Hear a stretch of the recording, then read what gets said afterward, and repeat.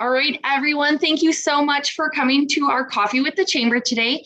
My name is Angel Whitehead. I am the president for the Heart of Wisconsin Chamber of Commerce, and we are so excited for today's presentation. Our speaker today is Deb Wallner. She is an instructor at Midstate Technical College, and she's going to talk about social media strategy today. So as a reminder, for those who just hopped on, please keep yourself muted during the presentation, and we will have Q&A at the end. Or if you have questions you want to ask during the session, please put them in the chat feature and we'll get those to Deb. So at that point, I'll kick it over to you, Deb, and I'll let you take it away. Well, good morning, everybody. Another beautiful day outside. Summer is, we're at the end of July right now, so summer is kind of winding down. How many of you go into Walmart and see the back to school and clench your chest like, oh no?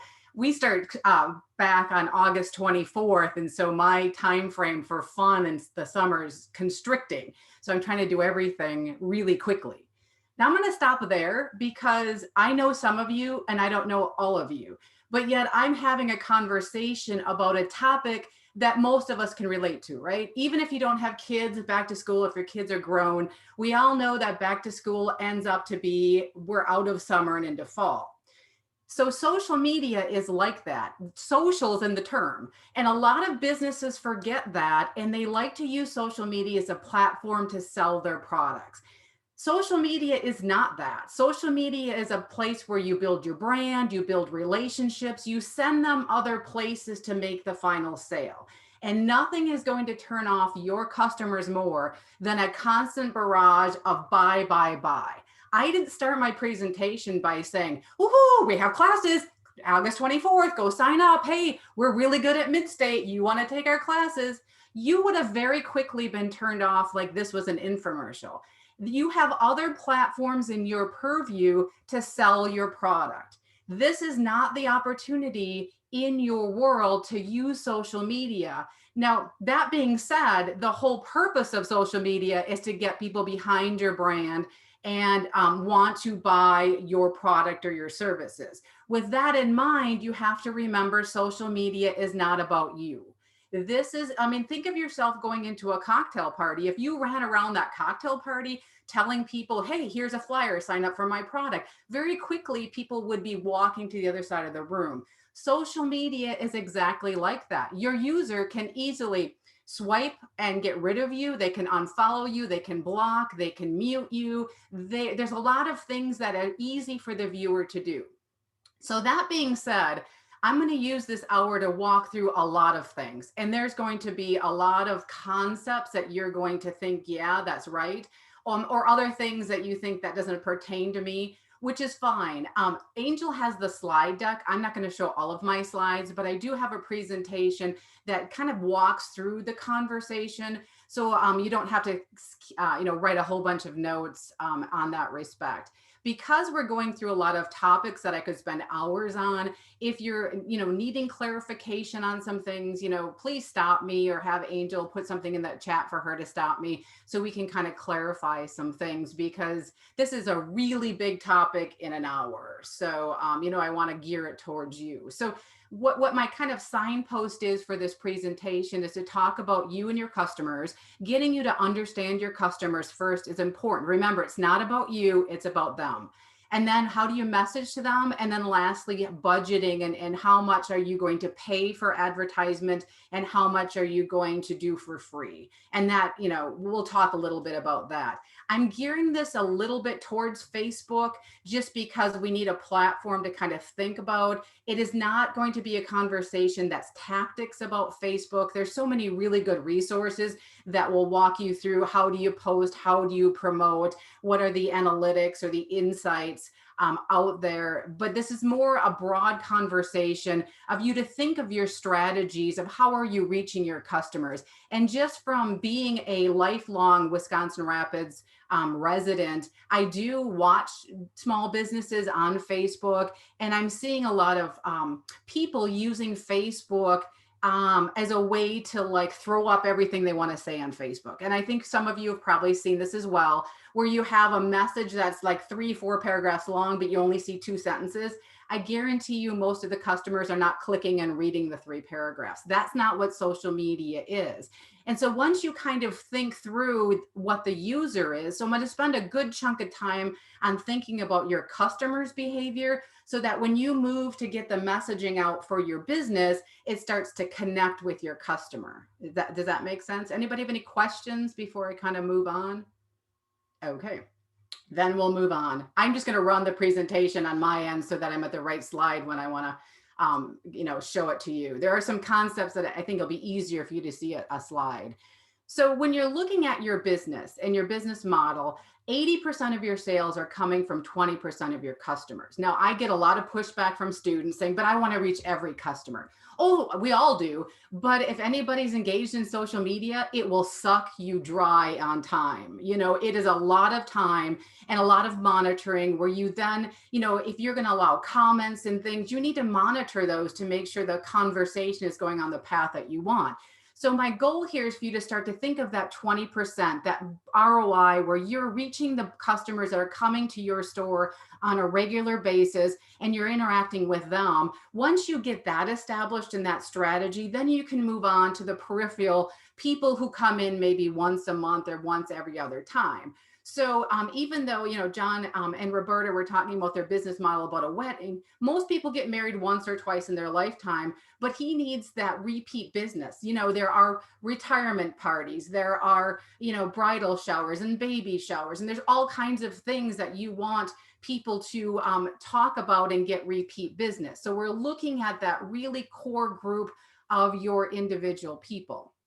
The other thing I want to talk about before we get started is where we started at the conversation with building a relationship. So when you build a relationship with an individual, it's the same way we do with marketing. We build a bond, we build trust, we build empathy, and we build reciprocity. So like I started this conversation, I picked a topic that I knew we all are feeling. The summer's marching forward. We're getting closer to fall. No matter what you're thinking, that is something we all have in common. So I'm building that bond. Some of you might have empathy that I have to go back after being off for the summer. A lot of my family does not.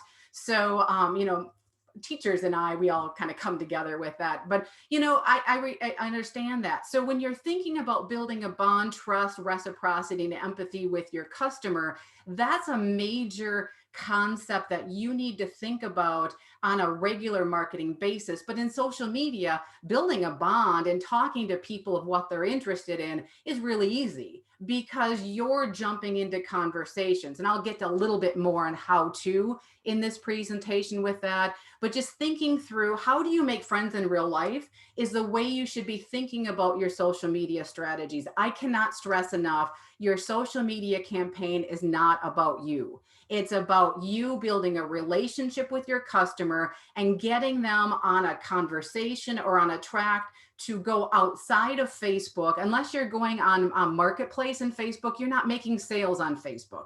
What you're doing is building a brand identity, building a relationship to get them to do things like go to your website and buy, go up and sign up, go into the car dealership and test drive a car, or whatever that is, where you have other platforms to support the sale. And if you think of it that way, your social media strategy is going to be very successful. If you think of it as this is my place to sell, you're not going to get a lot of impressions or eyeballs on your post because they're just going to mute you.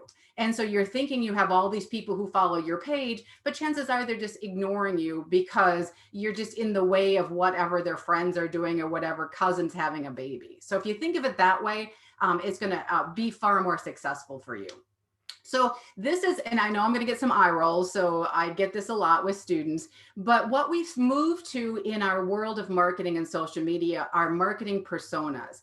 And what that is you're taking your customer base. So if I have 20% of my customers, I break them out into major target markets or people who behave certain ways.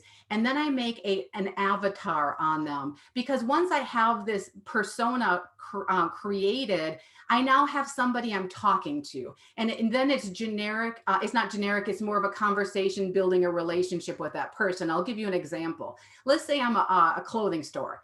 And and I have customers from 20 to 40 and on. And so I might have an avatar or a persona. We'll call her 20-something Tina. She's a 20-something young girl who is either in college or just working, doesn't have a lot of money. We'll call her a striver, an experiencer, which means she likes to go party, maybe go to Country USA or Rock Fest. She wants to imitate people who have a lot of money, which she doesn't. Then I have a 40-something Florence. She's a mother of kids who play soccer. She's had a couple of kids. She has more money in her life cycle. She has a career. So she's looking for clothing that, it enhances whatever changes her body has, doesn't wrinkle because she's sitting on the side of the soccer field in the rainstorm and the hailstorm. And then it's sunny. We all know if you've had kids play soccer, it's a whole windstorm of crazy weather. And so her needs are different. Now that I create these two personas, I can even put pictures on them. I now go into social media. If I'm talking to my 20-something Tina, I'm talking about, hey, you're going to go to Rockfest. It's going to be hot, but you want to look good. So we have these cute little tank tops, on sale for $5, all works well. If I'm talking to the Florence lady in the 40s, she's not interested in that, right? So this is why some companies fail when they get on social media, because they're pushing the message they want. They're not connecting with individuals, and not all of your customers are the same. And so if you start to build a persona about your customers, who are they? What are their demographics? What are their pain points? Things like money would be a big one. What are their goals and their strategies? And if you don't know these things, you can research them. I have a marketing research class that can help you with that. Or you can just listen to what customers are saying when they're coming into your store. That helps you build where they're at. And this is super important with messaging. I can't say enough. Social media is not about you. You're trying to build a relationship to have them want your product or service. And how do you do that if you don't know who they are and who you're talking to? I'm a 50-year-old woman. And if somebody came to me saying, hey, we have on sale tank tops and short shorts, I'm not interested. I'm not ever going to go into your store. You're speaking a different language. And so we all have multiple target markets that you need to think about. If you aren't understanding what a persona is, all you have to do is Google marketing personas, and there's example after example online. And your business is not the same as other businesses. So you can choose how you create these avatars of who your customer is. And nobody sees this but you, but it sure puts you in the right mindset when you're trying to talk to them on Facebook. Because when you do an ad on a radio or TV, you do an ad that runs, maybe 2 weeks, 3 weeks. When you're on social media, you're coming up with new posts daily, hourly, depending upon how much you want to communicate. You need to have somebody you're talking to. So does that make sense to people? Or are you thinking like, okay, good, you're better than my students. Sometimes they roll their eyes, right? Okay, so demographics are usually where you want to start. Age is a good one for a lot of people. Income level, family life cycle, that gets you started down that road. Using the John and Roberta's example, you have a lifelong mindset. Now you get the person in for the bridal shower. Now they come back for the wedding. Now they have a baby. Great place to have a baby shower. Then they have anniversaries. Oh, look, friend is getting married, or cousin. Now they down the road, 25th wedding anniversary. You start to build these lifelong customers as you roll with your messaging. And we'll talk a little bit about how to get your customers talking as well. So that's the step one. I'm going to start sharing this screen because this is a little more complicated, and we could spend a whole host of time on this. Are you seeing my slide? Okay, good. This is the consumer decision-making process. So the next couple of slides, we're going to talk about the behavior of your customer. And I want you to start thinking about how do customers behave in your world, in your business.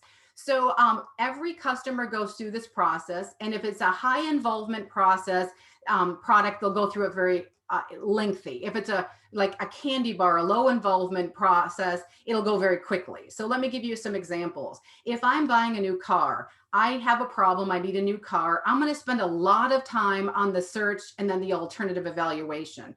So I'm going to research months. I'm going to talk to people. The alternatives are what we call our evoke set. What are my purview of what specific cars would I go look at, would I test drive that I believe I would buy. Then I would make the purchasing decision. I would purchase and I would review it.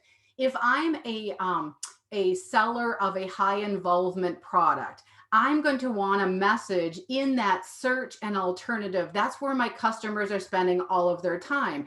If your posts are not helping them, giving them information about how to purchase this high involvement product, why your venue or your product or your organization are important, they're going to make that purchasing decision without your input. So that's where you want to be, is in their search, and that's where your messaging is.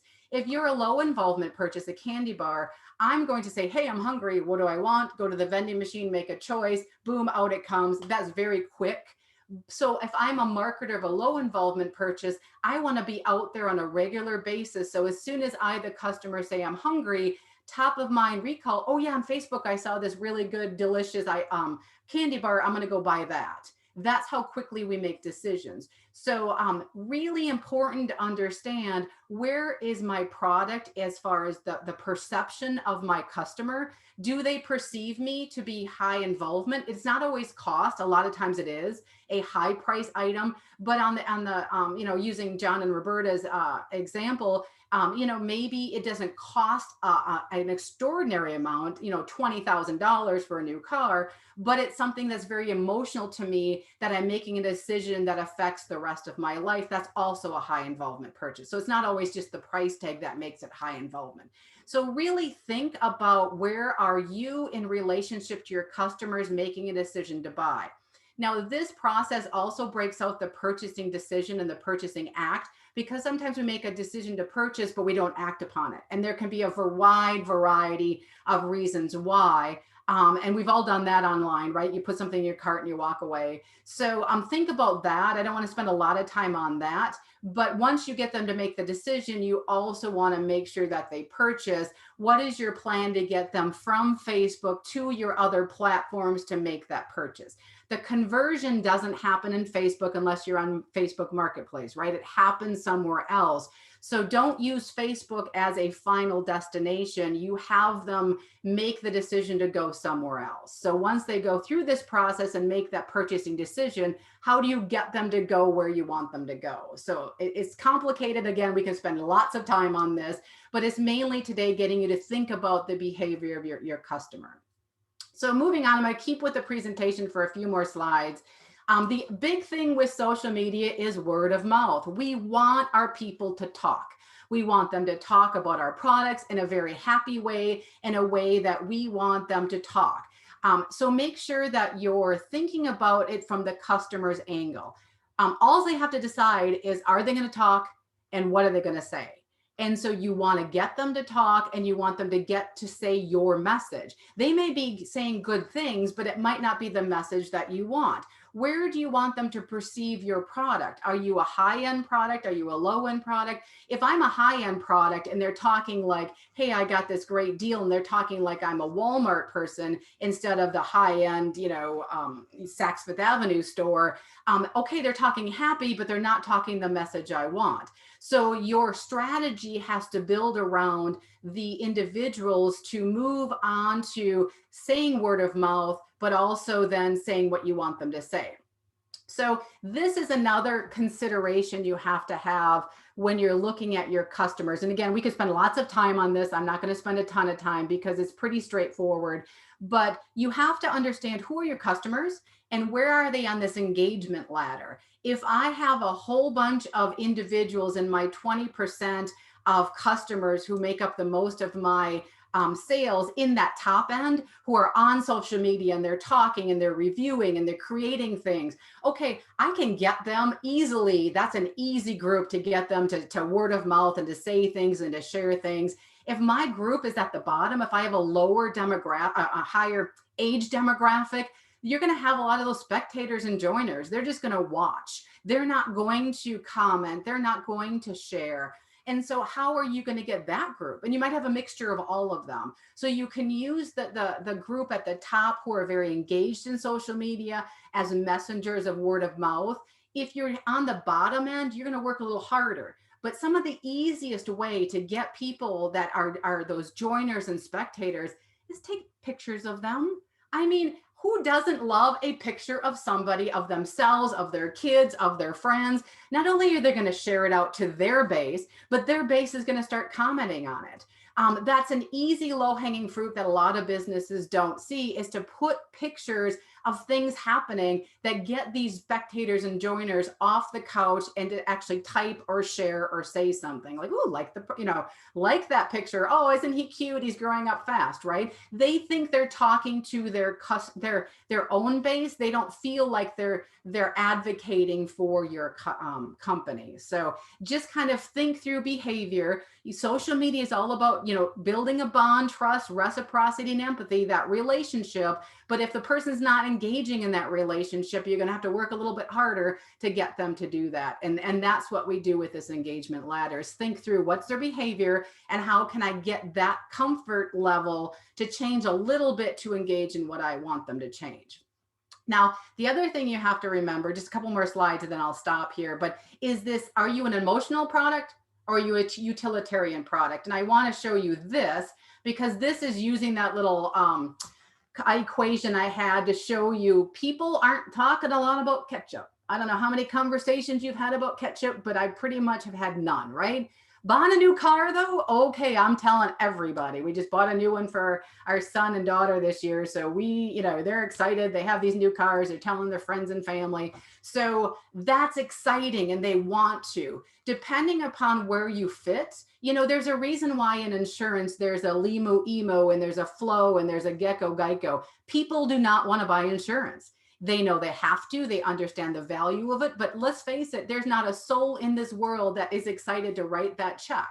And so they're trying to make their companies more accessible, more friendly, start watching some of those commercials and how they spin the message about why it's good for you to have insurance. Again, it's not about you, the company, it's about the customer, their needs, their pain points, their wants. This is where you have to think a little harder though if you're a utilitarian product. So I'm gonna stop sharing here. You guys got the message. What I do in my class is I have the students, when I teach social media, actually do a campaign for Colgate. Now, we all use toothpaste every day. We know why we use toothpaste. So how do you get people excited to talk about toothpaste? And some of the examples that I give students who are struggling is, what's happening this time of year? Senior pictures. You start putting on how to take a good senior picture, give them some steps, and at the last say, and use Colgate to have a white smile. There's lots of ways in which you can enable them to give them information that makes sense and then get them excited about that information and still engaging your brand and getting that brand loyalty. Again, I want to stress, if you get nothing out of this presentation, it's not about you. It's building brand loyalty, getting them engaged in your brand so they go other places to actually convert and buy. And if you're relying on Facebook to be the only place for that, you're not doing it right. Now, that being said, messaging, 80% of your message should be this, relationship building. 20% can be, hey, we're having a sale, come on down, or some of those traditional things that we normally do in advertising. You don't have to get rid of it completely, because let's face it, we all like a good sale on a company that we follow, right? Or there might be, some incentive for me to buy now. If I, need new tires, don't wait until the winter, come now because we're having a sale. Those things are still valuable to your customers. So I don't want you to ignore that completely. But what I see in local business is just the opposite. We spend 80, 90% making those messages and 10% building that relationship. Any questions on that? No? Okay, we're going to continue moving on. So that kind of ends about the customer per se. Before I go into messaging, make a persona, nobody sees it but you, of your different demographic groups, because it does make you feel like you're talking to an individual and not just to avoid. I teach social media, and the students have to play a simulation, and they're good the first week because they have lots of ideas. And then after that, they're like, okay, now what? Okay, you're in business, you got week 2 and 3 and 4. My students take a class and do it for 6 weeks. You have an infinite amount of time that you have to create things. The beauty of creating a persona and putting things out on Facebook is that you have those audience insights of what's working and what doesn't. Keep things that you're working on that are working well. I have my students actually do a spreadsheet that gives, like, here's what we talked about, here's the content, and here's how well it did. So that if you have something, let's say, it's you're having a Labor Day sale, and your Labor Day sale does really well this year, you know what? You can dust it off and bring it back next year. You don't have to recreate the wheel all the time, because social media is one of probably many hats that you wear, and you don't have 8-10 hours to spend every day on social media. So if you find things that are working well, nobody's going to remember specifically that you ran that same ad. And if it does, okay, great. But they're going to remember that this worked well, and you're going to connect with them. So let's kind of move on to messaging, because now we know our customer. How do we talk to them? And we call this the purple cow. So we know that there are brown cows, we know there are black cows, we know there are white cows with black spots, but not very many purple cows. We live in a world where everything is at our fingertips. If we haven't learned that in the pandemic, I mean, that Amazon was dumping things at my door left and right. Online, you all live right now in the middle of nowhere. And when I was growing up, if I wanted to buy something and my local stores didn't have it, we made a day of it. We went out to Appleton, or we went to Milwaukee, and it was a girls' trip. We don't have to do that anymore because everything's at our fingertips. What's great about you in the middle of Wisconsin is the fact that now you can compete in that global world, that national world, or by the state. You don't have to be just relying on people around Wisconsin Rapids. So you think through that a little bit, like, okay, maybe I can sell my products outside the area, but I need to understand how to message to them. What makes you the purple cow? What makes you different that I would want to come to your store or drive to your establishment or call you on the phone or go on your website that's different than all the other people that I have now in my purview? And that's where you want to run with your messaging. What do you have that you want them to constantly? Maybe it's just that you're convenient. Okay, we love convenience. We're busy, right? You might be a little more expensive, but when I go into the store, I'm greeted. I like you. I mean, I shop at some stores because they know me and they're nice to me. It has nothing to do with cost, right? Sometimes I'm busy, and so I don't want to spend a whole bunch of time. If you're going to solve my problem very quickly, we go to the same auto place to fix our cars because they're nice to us and they fix it and they're convenient and they always get us in when we need to. It is nothing. We never even ask what the price is, right? Sometimes it's not always about price. So make sure that you're thinking through your messaging. What makes you different? That being said, I have a lot of people going, okay, so now I understand I got to be different. How do I do that? We live in a world where your fingertips can get into any competing business nationwide. So you may not be a competitor of a nationwide. Maybe you're geographically here and only people in our neighborhoods come to you. But you know what? There are companies just like you in other rural towns that you can see what they're doing. How are they doing things that you can mimic, that you can change? Don't reinvent the wheel. If you see something that's, hey, that I could use that for my business, and it's not always in the same purview. Maybe you look at national brands. What are they doing and how can I, do this? Car dealerships do this all the time. If you see these crazy car dealer TV commercials, they buy those scripts. You can see those scripts in every different market by every local auto because they're buying a script, massaging it for their local market and running it. Do the same thing with social media. If you're seeing something that's connecting, if there's other people that are doing things that are interesting, go ahead and use those to massage your message. Now, that being said, if you're still stuck, go to and write this down, Google Trends. Google Trends is a great website. All you do is on Google, put Google Trends, and that's going to tell you what people are talking about. So are they talking about nationally? What are they talking about in the state? I guarantee the Olympics are on there. So if you're looking to be that purple cow, you're looking to join a conversation. Remember, it's not about you and it's not about just pushing your business. You're trying to engage the audience. You're trying to get them to talk to you. Think of yourself at a cocktail party again. So in that regard, you need to join a conversation that people are interested in. So that's Google Trends will tell you what people are talking about. What are they talking about how can you engage your brand. Maybe some of your things are just like go USA with your brand. Maybe it's hey, we have an Olympic sale because so and so won the gold. I mean, there's lots of ways in which you can join a conversation that interests people. And how do you do that? Start looking at what they're talking about. And that Google Trends is a great way to kind of, that can suck you down though, a weird, because it's kind of interesting to see what people are talking about by state, that sort of a thing. So that's a great place to start. Other places are the news, entertainment news, if that's your venue. Maybe there's information that's coming out in your industry that's interesting. The tires, for example, if I have a tire company, maybe there's some new tires that are coming on the market that gives me more miles per gallon. Gas prices are going up. Ooh, hey, I got a whole campaign around that I can do. So what is interesting to your customer, what's happening in your industry, what's happening in the world, you can massage that.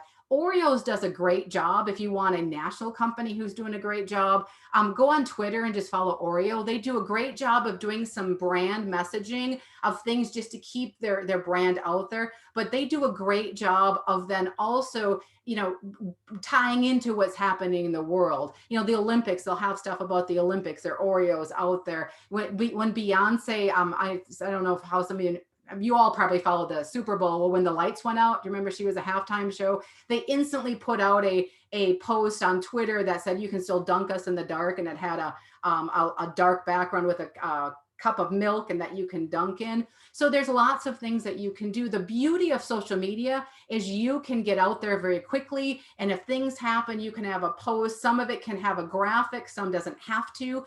If you're not great in graphics, there's a site called Canva, Canva, that you can go into and create really cool posts. So you don't have to be creative. They have them already kind of out there. You add your information. Most of it's free. There are some paid things, but you don't have to worry about that because there's so much out there that is free. So messaging is important. The other thing is, when do you put these posts out there? Again, I know a lot of you wear a lot of hats. Social media is not your only job. So when do we put things out there? So I have on that slide deck, I put out different times because experts say all different kinds of times. What you want to do is, first and foremost, if you're good at the audience insights and you're looking at how your campaign is working, go off of that. But if you don't know, if consolidating all of the things that the experts say, be out there at 8 o'clock in the morning and at a noon post. Tuesdays and Thursdays are the big times. I always tell people, especially my students, when we're doing the simulation, get out there before breakfast, get out there before lunch, and get out there after supper. Those are the times where people have some downtime, they're perusing, and you might not get lost in all of their information, especially if you're doing free posts and you're just trying to get out to the people that are following your Facebook site. Those are great times to be out there where they have downtime. If you're posting at like 9 o'clock in the morning, if your customer base is working, they're not going to see that. And they probably won't see it till noon or till the end of the day. By that time, you could be way down on their feed and they may just breeze by you. So those are some things to think about. If you don't want to post 3 times a day, I always tell my students, if you're a high involvement purchase, being out there maybe once a day or a couple times a week will be okay, because that, again, the consumer decision-making process, they're spending a lot of time to make this decision. You have time. If you're a low involvement purchase, you're going to want to be out there every day at a minimum, a couple of times a day. To make sure you're out there. Don't be out there more than 3 times a day, because that can be overkill and they might mute you. Remember, you're building a relationship. You don't want to be that weird friend that just is kind of clingy, right? So think of yourself in that regard when you're doing your social media site. The other thing you have to think about as you're making your message is, what is your promotional strategy? Like, what is the end game that you're trying to get out? Are you trying to provide information? That's a different conversation than somebody who's trying to increase their sales. So if I'm providing information, I'm giving factual information. Hey, did you know your tires need this in order to get more mileage? You're giving me information to help me make that decision. If I'm trying to increase sales, I might give information about, you know what, you can save money by, and then also follow that up later with a sale. If I'm accentuating my product's value, that is taking something about your product or service that is interesting that you want people to share, that real purple cow thing. That's different conversation than somebody who's just trying to stabilize their sales in that top of mind recall, like an Oreo or a Snicker bar. They're out there all the time because they want, when you're hungry, you remember their product. So you can differentiate your product. It's a little dicey in a rural environment because your business is probably a block away from your competitors, but there's ways to do it in a respectful way. But you do want to kind of follow that up on social media with that accentuate your product's value. So if you want to say you're different than your competitor, so maybe again, clothing stores, we have a lot of clothing stores in town. I want to say why I'm different than the one down the road. I can do that in a way that maybe doesn't name that clothing store, but then also wraps back into what's special about my store. And that takes the sting off of a real conversation. If I have somebody who's brand loyal to the other store, sees my conversation, they might get on very quickly to say negative things about my business. Remember, it's super easy to get your message out there that's negative as well as positive, and word of mouth. So that's kind of the timings as we're talking about this. 80% of your conversation, I can't stress enough, needs to be relationship building, needs to be brand building. That doesn't mean that you take your name out of the post, but the conversation isn't about your brand. Remember, I didn't start telling you to sign up for classes at Midstate. I threw in a little bit that, hey, we're starting classes. If you were to bite and say, oh, well, I want to know more, then I can tell. In social media, it works like that. If you start to get people with comments, you can put a post on, hey, I've had a lot of questions today about this, so I'm going to tell you more about this. That's less of, hey, buy now, and more, hey, I'm just trying to help you out because you're trying to make a decision. Takes the sting off a little bit. Any questions, Angel? I don't see any. As a reminder, you can certainly put them in the chat since we've kind of paused. If you'd like to ask your question quickly and unmute yourself, we can do that at this time too. We're good so far? Otherwise, I'll keep going. I know I'm throwing a lot at you. The one thing I want to talk about next is just to pause and talk about supporting politicians and supporting cause marketing. And I'm not telling you that, will the slide? Yeah, they will so be shared. You can do it. I'm not saying don't do it, and I'm not saying to do it. But what I want you to remember when you're supporting politicians and you're supporting cause marketing with your brand, it's different than your personal views. Your personal views can be whatever you want. You can stand for whatever you want. As soon as you bring the brand in, you're now taking a stand that you know there's other people on the other side. And so if you're going to support a politician or you're going to support a cause, you know, there's always businesses who support things like breast cancer awareness. Okay, that's great. Most of us don't have a lot of bad feelings about that, but there are other causes that can put people on both sides of the fence. I want you to think of a couple of things. I want you to think about, is this good for my brand or is it good for me personally? So that's the first thing you have to answer. The second thing you have to answer is, if I do think I want to use my brand behind this politician or this cause marketing, will I lose sales? And am I okay with that? And if you are, go ahead and do that. But I see a lot of small business who think, and their owners and they're political one way or the other. I'm not, political as far as what party, and they move a brand into that realm without thinking about what it does to the business. If you're okay with that, and a lot of companies are, you see a lot of companies standing for a certain politician knowing that they're going to have some backlash. If you're going to do this and people are going to be on the other side, it's really, really, I can't stress this enough, important to watch the comments, to watch the conversation, because it can get out of hand very quickly. So just kind of take a pause before you jump into these worlds of, so-and-so wants me to donate to this cause. Is it in the realm that's helping my business? Am I getting a halo effect? What is the word of mouth going to be? And if that's great, go do it. If you don't think it's going to be, then you personally go ahead and do that. There's nothing wrong with that. So that's all I'm going to say. But I see a lot of businesses jumping into the fray of those worlds without thinking through the consequences. So I'll move on.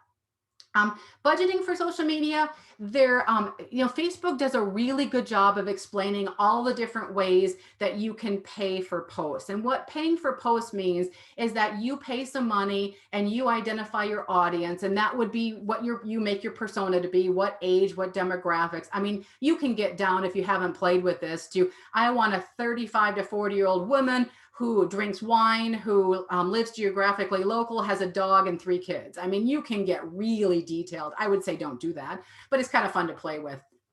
But so you can pay for those, and those go into those certain people's feed. You can also just put posts out like you normally would for free. If you're paying for posts, you want to pay for the people that are the 20% that generate the most revenue, right? So you want to get down to those people that are coming into your store on a regular basis, and you want to have messages to those people because they're already your customer, they're already brand loyal. Why, maybe accentuate a product's value to them, or make sure you're differentiating, or maybe you have a reward program that's only for those people, something that generates their interest, because you don't have to sell them on your product. They're already a regular customer. So if you're going to pay for a post with those individuals, make sure you're getting the most bang for your buck. Those are your best friends. So treat them like your best friends. If you're going to pay for posts that are trying to get people outside that 20%, you're going to want to be more informational. You're going to want to push that purple cow, why you're different. What will they gain by coming into your store, your organization, or whatever? You can pay for those people as well to see it. Your ROI will probably be less just because you're kind of, hoping they'll come into that fold. If you're going to not pay, you're going to want to think through, who am I engaging? You're going to be engaging both your 20% and other people that might see your post. It's going to be whoever follows your page or whoever comments and their people see it. So you're going to want to think through, kind of like, how many of you post on your own Facebook page and forget, like, this friend, like I'll have parents of people that my kids played soccer with, forgetting they're my friends, and they'll comment on my vacation post. I'm like, oh, I forgot you were even out there, right? So remember that you have a lot of people out there that may have not been in your establishment, but still see your posts and have word of mouth that can move your business forward. And so you always have to be cognizant of that. You also want to make sure that you're watching those comments if you're allowing comments, because again, you don't want a bad comment sitting out there, or somebody saying, hey, I called you, but you didn't show up. I mean, we all have those feelings, right? I always tell, you don't have to treat me well, but I have a huge platform by teaching marketing. And man, do I use a lot of examples in my class. I need to, right? I have these kids for 2 hours a time, twice a week. And so I'll give good and bad examples. I don't say the business's name, but you can bet assured, if you gave me a good experience, I'm going to use that example in class. If you gave me a poor experience, I'm again going to use that as what not to do. Those are things people are going to use your name, though, in the Facebook world, right? I'm a professional. I'm not going to do that. Somebody in the Facebook world, they don't care, right? They're going to use your name. So-and-so did this, and I don't like that. So watch those comments as you're putting your ads out there. Okay. This is just my last conversation. I'll leave the last 15 minutes to kind of talk about what you want to talk about. But my main theme here today is social media is social. It's in the name. Make sure you're thinking of yourself at a cocktail party. Get those personas figured out. Get pictures on them. Just take stock pictures. It's okay. But I tell you 100%, it'll make your life easier when you're thinking of, I'm talking to Tina now, or I'm talking to Florence. You want to make sure that 80% of your messaging is brand building and creating that relationship, and 20% is all about selling your product. Don't use Facebook as a final destination. Bring them into another forum. Have a website. You can have an informational website. Have them call your number. Don't use paragraphs in your Facebook page. Send them to a blog if you have something heartfelt you want them to say. You want to use it quick, right? And I tell you, I'm teaching these younger kids, their information, sitting and watching is this big. If you don't capture their attention right away, they're not going to read down. So you want to make it interesting. I have kids that age as well, so I'm an expert on this Gen Z group for sure. Okay, so any questions? I'm open to having conversations. Great, thanks, Deb. I'll kick off some Just a few comments first. Some of the resources that Deb noted, so Google Trends, Canva, I'll include that in the follow-up email. So that way you guys just have a quick link so you don't have to try to go find it. We here at the Chamber, we actually do utilize Canva. So thanks for that plug. And I do refer it to other businesses because it's super easy. And people are like, I'm not a graphic designer, but I mean, anybody's a graphic designer with this program. It's super user-friendly, and you can pick from Facebook posts to Twitter posts to maybe a cover photo that you want to market for an event. So Deb, thank you so much for bringing that up, because that's definitely a great one. Before we move on, Angel, yeah. also put the Spark page. If you don't have a website and you want a web presence, you can get a free Adobe ID, and it's really easy to use. And it makes an interesting sort of magazine website that you can share a link with your customers. So if you don't have a web presence, that's an easy way to get out there and have some interesting sort of web presence. It's pretty easy. There's just all this is a plus, and then it asks you, do you want to put text or do you want to have a picture or a video? You can make a pretty cool page very quickly. So that's a good one to include. Yeah, I'll definitely include that. Yeah, no, that's great. That's perfect. The more help that we can provide, the better. You talked a little bit about the content calendar, and I'm very familiar with content calendars in my previous roles and then with my time at Midstate. Can you talk maybe a little bit about best practices for a content calendar? I'm going to send an example to the group so they can see what it looks like. But talk a little bit about best practices, because there's some that are very detailed into time, dates, and things like that. And then there's general ones that just talk about what you're going to be posting, maybe when, that are smaller. Can you talk a little bit about best practices that you've seen with that?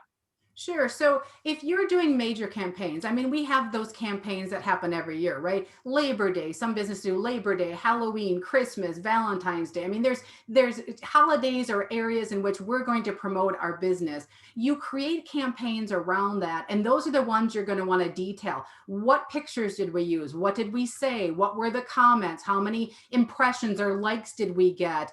Did people comment on it?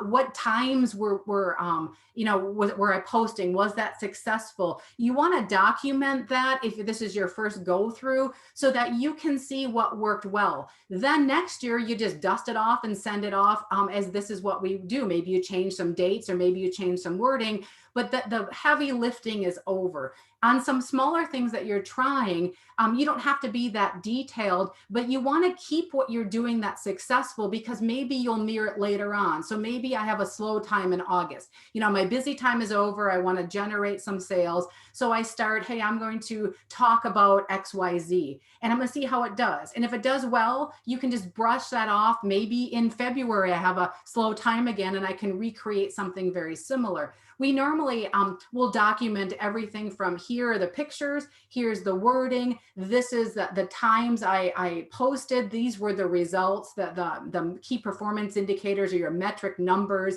of why it was successful. Anecdotal, hey, I was on the in the floor on my store and somebody's talked about this.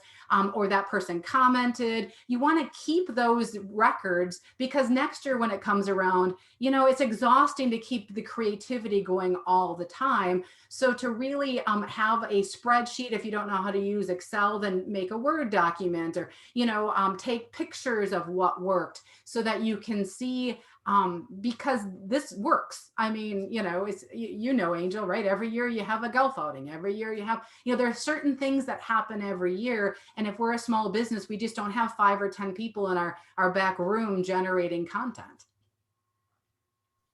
Debbie? Oh yeah, go ahead. Excuse me, Angel. Debbie, we use Facebook and buzz marketing are probably our 2 main marketing strategies. Just recently, we've used on Facebook Boost. Are you familiar with that? Mm-hmm. And then you pay like $10 or something per boost. We seem to increase our contacts, but is it something, you think is a good thing or not?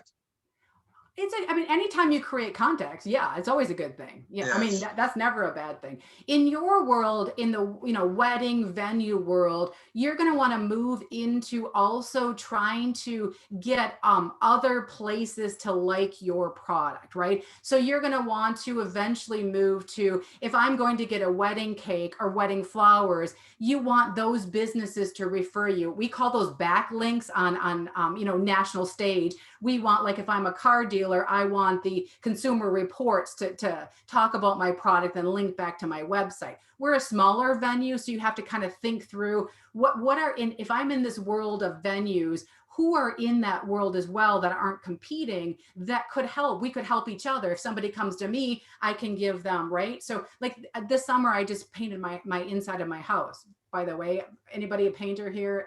God bless you. That's a lot of work. But the first thing I did though is ask the painter, is there somebody that can come in and do this? And they gave me a list of painters. You want to kind of establish that so that when you have these relationships, maybe you do some campaigns. Hey, we're going to do something with these people, and they talk about your product, you talk about yours. You do it by word of mouth, but also on that Facebook to generate. That's the easiest way. I'll tell you that way back when I first we started social media, I did a seminar like this at Midstage, and the head of the chamber and the head of the ODC were in the room together, and we were all kind of wondering where Facebook was going. So again, I've been there for a while. But here's what was interesting. The chamber went and put out and said to the members, hey, you should like the ODC page. Within that hour, 85 people liked the ODC page. And it happened that quickly. So what they did, the ODC, is leveraged the people that were in the world of the chamber and got them to like their page. Are there cross sections of people that you don't compete with that would also benefit from both of your worlds? I may have a customer base in my world that would benefit them, and they may have one that benefits me. Let's do this cross. Hey, like them, and we'll draw a prize. Or there's lots of things you can do to incentivize the group. And I tell you, especially with John and Roberta of the bride world, oh, the things people do, I'll tell you. So one of the things we do in my class is we have them look at M&Ms. And if you want to have M&Ms that have your name or your wedding date on it, try that sometime. You personalize M&Ms, you're talking $65 for just a little bit of M&Ms. Brides will do it like crazy because this is an emotional thing. And so if you're, getting a good vibe from the florist and they say, hey, John and Roberta have this really cool place you should check out. I now feel good because you're doing what I want. And now you recommended me. I'm going to try that. All of us have those worlds inside our industry that are adjacent to what we sell. We might not be exact competitors, but sure, we can help each other. And in a real market, it's really important to do that. Thank you. Thank you. Anyone else? I know you're exhausted now. I gave you 3 classes in a matter of an hour. Are you exhausted? No, I do this actually, I was glad my equipment worked. I haven't had my equipment up and running since May, so it's good to know it still works. Hey, Deb, one last thing that I wanted to touch on to, help the ease of posting, right? Because we want to make things easier for our business community to build those relationships is there's a lot of platforms that are available that can help you multi-post, right? So you can schedule posts on Facebook in advance, right? Back in the business suites that they have now, but there's other programs that can help you post to Instagram, Facebook, Twitter, and all of those at one time, but still be able to customize them because they've moved to that. So you can still have those conversations separately because LinkedIn is a different target market than Facebook, right? So do you have any experience with those, and do you have any recommendations? I know we internally use Hootsuite here, great program, and we can make each conversation different for our platforms, but I wanted you to touch base just a little bit on that. There's a number of them. There's Hootsuite, there's Sprout, there's Buffer. I mean, you have a lot of them. What these are, if you're not understanding, you can go ahead and it's a subscription base. There's a free base. I had my students use that for a while, but it now is a little clunky. When you have the paid service, what you do is you create your posts. And you can sit down, let's say on a Sunday, and you create all the posts for the next week. And then it allows you to schedule them. You now are hands off. The program will go through and schedule everything you asked it to do without you ever having to touch the computer. For those of you that are a single marketer, that you're doing everything, it's worth the money to invest in, because it does save a lot of time. And like Angel said, if you're on multiple platforms, I just kind of use Facebook here as a base because I figured everybody uses it. But you can schedule the same post on Facebook, Twitter, and Pinterest, all to go at the same time, or you can have them go at different times. So maybe I have my one post going to Facebook at 8 o'clock in the morning, and then it shows up on Twitter at noon, and then it shows up on Pinterest at like 4 o'clock. Twitter is in our rural area, has gained a little more acceptance because of the political world. But frankly, I don't see a lot of my students using Twitter a ton.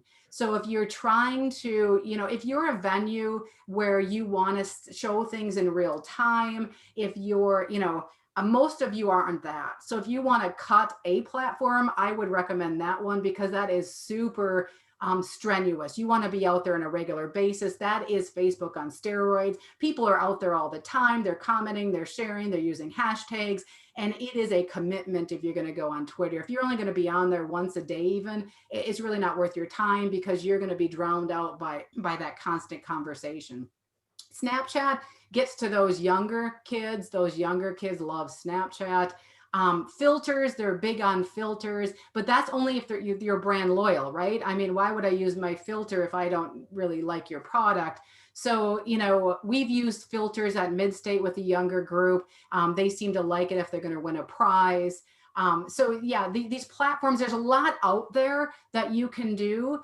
If you're overwhelmed by the majority of things, look at your target market, go back to that persona. Where are people? If you have a 20 to 40-year-old woman, she's also going to be on Pinterest. We love Pinterest. I mean, my God, Pinterest has everything from what to wear to recipes to planning a trip. That is their market. So you're going to want to be on somewhat on Twitter, on Facebook and on Pinterest. Now, that being said, the messaging might change, and this gets kind of complicated, but I'll just use an example of Airbnb. If you go look at the Instagram of Airbnb, very rarely are they talking about their prices. They're talking about what destinations you can have, and they have pictures of trips. Because again, it's building that relationship and get you to envision being there and then going on Airbnb to book it. They're selling their product in a very nuanced way. They're not just saying, hey, you can buy our product by going here and it's $1,200 a week. I guess I got that was a big circle, sorry. No, that's perfectly fine. I like to give out all the tools and resources and they can choose. So I appreciate you touching on that, because we've here at the Chamber slowly moved away from Twitter because we don't have the market necessarily for it. So we're looking at other platforms to expand to. So I appreciate you touching on that. We do heavy lift. Yeah. Twitter's a heavy lift. Yes, it's a lot of work. So I do see a question in our chat.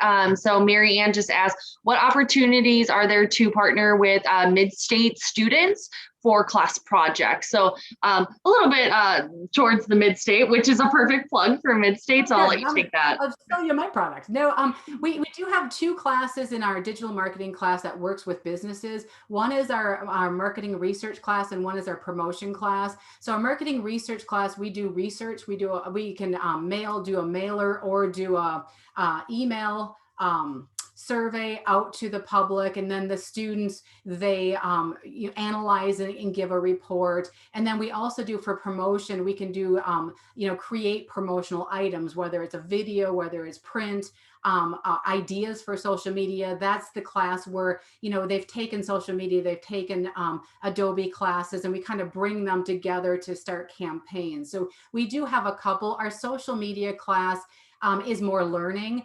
Not that the marketing research and promotion aren't. I do have to do a plug in the fact that these are students who are learning. I guarantee that you'll have results that you can use, but again, they're students, so not everything is exactly perfect. But it's a great opportunity for our students to get into the world of having a client, to working with that client, and then seeing results. Like this last year, we did one for the Health Consortium. So the Wisconsin Health Consortium had this job that had a lot of turnover, and they wanted to do a video that walked somebody through what the job was before they went through the hiring process. And so my students did that, and they would do videos where then the consortium would look at them. They would pick a few that they would have changes to. And it's interesting to see these students with critique and criticism. You know, they learn a lot. So those are the two that we really do a lot of projects with. Great, thank you. Does anybody have any other questions? We are just a little bit after our time, and I want to be cognizant of that, but do want to open it up for one last round of questions. I hope I didn't exhaust you, sorry. No, I think you did wonderful. Well, thank you again to everyone for attending today. Thank you to Marshfield Clinic, who is our sponsor for today. So we appreciate them in helping support our online educational training opportunities with our Coffee with the Chamber. Thank you, Deb and Midstate Technical College, for being our presenter today. We, again, will be following up with all of the information, the recording for the video and the slide deck as well. And then we will have this on our YouTube channel and our website, just in case if anyone wants to also find it there, because it gets lost in email. So thank you again, everyone, and I hope you have a wonderful day. Thank you.